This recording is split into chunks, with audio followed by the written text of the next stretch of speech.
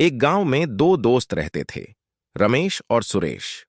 दोनों का घर पास पास था और वे एक ही स्कूल में पढ़ते थे, लेकिन उनके सोचने का तरीका बिल्कुल अलग था। रमेश हमेशा सकारात्मक सोचता था। वह हमेशा खुश रहता था और हर स्थिति में अच्छे पहलू को देखता था। उसके माता पिता ने उसे सिखाया था कि जो कुछ भी होता है वह हमारे भले के लिए होता है। दूसरी ओर सुरेश हमेशा नकारात्मक सोचता था। वह छोटी छोटी बातों पर भी चिंता करता था और हर स्थिति में समस्या ही देखता था। उसके माता पिता ने उसे सिखाया था कि जीवन कठिनाइयों से भरा है और हमें हमेशा सतर्क रहना चाहिए। एक दिन गांव में एक साधु आए। उन्होंने गांव वालों को प्रवचन दिया और कहा, जैसी आपकी सोच होती है वैसा ही आपका जीवन होता है। सोच बदलो, जीवन बदल जाएगा। यह सुनकर रमेश और सुरेश दोनों ने सोचा कि वे साधु के पास जाकर अपनी समस्याओं का समाधान पूछेंगे। रमेश साधु के पास गया और बोला, महाराज, मैं हमेशा खुश रहने की कोशिश करता हूं, लेकिन कभी कभी समस्याएं आ ही जाती हैं।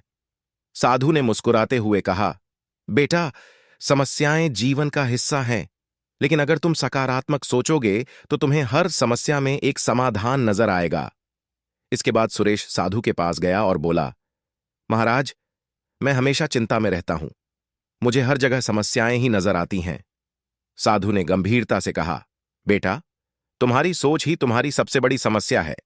अगर तुम नकारात्मक सोचोगे तो तुम्हें हर जगह समस्या ही नजर आएगी। सोच बदलो, जीवन बदल जाएगा।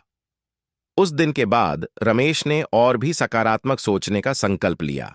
उसने हर समस्या को एक चुनौती के रूप में देखा और उसे हल करने की कोशिश की। धीरे धीरे उसका जीवन और भी खुशहाल हो गया।